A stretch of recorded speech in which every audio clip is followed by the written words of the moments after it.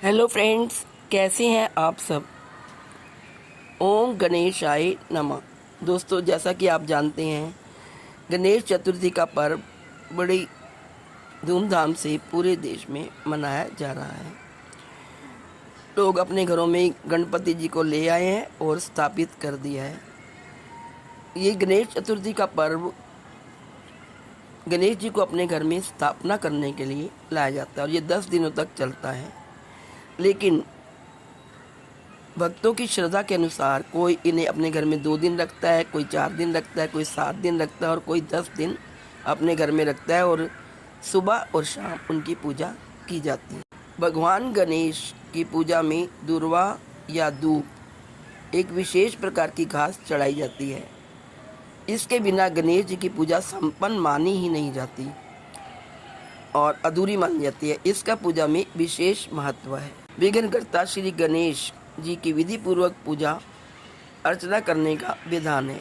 मान्यता है कि गणपति की पूजा करने से व्यक्ति के जीवन के सभी संकटों का नाश होता है, साथ ही धन संपदा, बुद्धि, विवेक और समृद्धि में वृद्धि होती है। भगवान गणेश की पूजा में दूर्वा या दूब एक विशेष प्रकार की घास चढ़ाई जाती है।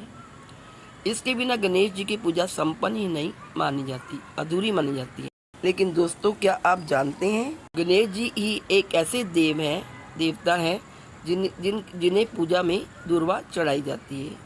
आइए जानते हैं गणेश जी की पूजा में दूर्वा घास का क्या महत्व है और इसके बिना पूजा पूरी क्यों नहीं मानी जाती। पौराणिक कथा के अनुसार कहते हैं कि प्राचीन काल में अनलासुर नामक एक राक्षस था, जिसके कारण से स्वर्ग और धरती के सभी लोग बहुत परेशान थे।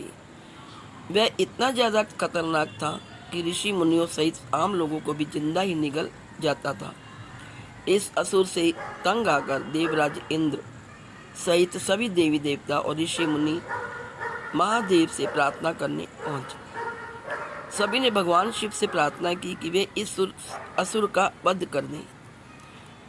भगवान शिव जी ने सभी देवी देवताओं और ऋषि मुनियों की प्रार्थना सुनकर उन्हें कहा कि अनलासुर का अंत केवल गणपति ही कर सकते हैं।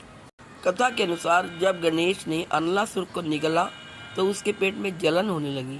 नाना प्रकार के उपाय किए गए, लेकिन गणेश जी के पेट की जलन शांति नहीं हो रही थी। तब कश्यप ऋषि को एक युक्ति सूझी। उन्होंने दूर्वा की 21 गांठ बनाकर श्री गणेश जी को खाने के लिए दी। जब गणेश जी ने दूर्वा खाई तो उनके पेट की जलन शांत हो गई। तभी से भगवान श्री गणेश जी को दूर्वा अर्पित करने की परंपरा चलती आ रही है। गणेश जी की पूजा में तो इसका महत्व है ही। इसके अलावा यह पेट की जलन में राहत के अलावा कई तरह की बीमारियों में भी आराम पहुंचाती है। इसलिए आयुर्वेद में इसका काफ़ी महत्व है। गणपति जी को दूर्वा चढ़ाने से ये बहुत जल्दी प्रसन्न हो जाते हैं और भक्तों की सभी मनोकामनाएं पूरी करते हैं। दूर्वा घास के बिना पूजा में भगवान गणेश जी को 21 दूर्वा की गांठें पूजा करते वक्त 21 बार अर्पित करी जाती हैं। ऐसा माना जाता है कि इससे वे बहुत जल्दी प्रसन्न हो जाते हैं और भक्तों की सभी मनोकामनाएं पूर्ण करते हैं। एक और कथा के अनुसार गणेश पुराण में एक कथा में यह बताया गया है कि नारद जी भगवान गणेश जी को जनक महाराज के अहंकार के बारे में बताते हैं और कहते हैं कि वह स्वयं को तीनों लोकों के प्रथम स्वामी मानते हैं। इसके बाद गणेश जी ब्राह्मण का वेश धारण कर मिथिला नरेश के पास उनका अहंकार चूर करने के लिए पहुंच गए थे। तब गणेश जी, जो ब्राह्मण के रूप में थे, उन्होंने कहा कि वह राजा की महिमा सुनकर इस नगर में पहुंचे हैं और बहुत दिनों से भूखे हैं। तब राजा जनक, जो कि मिथिला के नरेश थे, ने अपने सेवादारों से ब्राह्मण यानी गणेश जी को भोजन कराने के लिए कहा। फिर गणेश जी पूरे नगर के अन्न खा गए, लेकिन उनकी तब भी भूख शांत नहीं हुई। इस बात की जानकारी राजा को मिली और उसने अपने अहंकार के लिए गणेश भगवान जी से क्षमा मांगी। तभी ब्राह्मण रूप में ही गणेश जी एक गरीब ब्राह्मण जिसका नाम त्रिशिरस था, वह उसके घर पहुंचते हैं, जहां पर उनको भोजन कराने से पहले ब्राह्मण त्रिशिरस की पत्नी विरोचना ने गणेश जी को दूर्वा घास दिया था, जिसे खाते ही भगवान गणेश की भूख शांत हो गई थी और वह पूरी तरह से प्रसन्न हो गए थे। बाद में भगवान गणेश जी ने दोनों को मुक्ति का आशीर्वाद भी दिया था। तब से गणेश जी को दूर्वा घास जरूर चढ़ाया जाता है। दुर्वा को श्री गणेश चतुर्थी के दिन या किसी भी शुभ दिन प्रारंभ करना चाहिए। इसे गणेश जी की प्रतिष्ठित प्रतिमा पर करें। 21 दुर्वा लेकर इस नाम मंत्र द्वारा गणेश जी को गंध, अक्षत, पुष्प, धूप, दीप व नैवेद्य अर्पण करके एक एक नाम पर 2-2 दुर्वा चढ़ाना चाहिए। यह क्रम प्रतिदिन जारी रखने एवं नियमित समय पर करने से जो आप चाहते हैं उसकी प्रार्थना श्री गणेश जी से करते रहने पर वह शीघ्र पूर्ण हो जाती है। इसमें इस प्रयोग के अतिरिक्त विघ्न नायक पर श्रद्धा व विश्वास रखना चाहिए। भगवान गणेश को दुर्वा चढ़ाने के नियम। भगवान गणेश को दुर्वा चढ़ाने से पहले उसे साफ पानी से जरूर धोएं।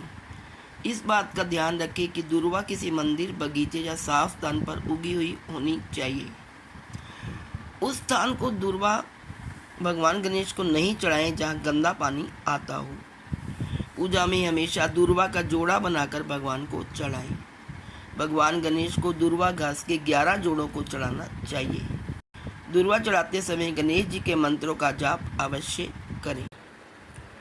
आइए अब जानते हैं कौन से मंत्र बोलने चाहिए जब हम गणेश जी को दुर्वा अर्पित करें। तो ये हैं 10 मंत्र। ओम गणाधिपाय नमः, ओम उमापुत्राय नमः, ओम विघ्ननाशनाय नमः, ओम विनायकाय नमः, ओम ईशपुत्राय नमः, ओम सर्वसिद्धिप्रदाय नमः, ओम एकदंताय नमः, ओम इभवक्त्राय नमः, ओम मुष्कवाहनाय नमः, ओम कुमार गुरुवे नमः। तो दोस्तों, ये था रहस्य भगवान गणेश जी को दुर्वा क्यों चढ़ाई जाती है। आशा है आपको यह जानकारी अच्छी लगी हुई होगी।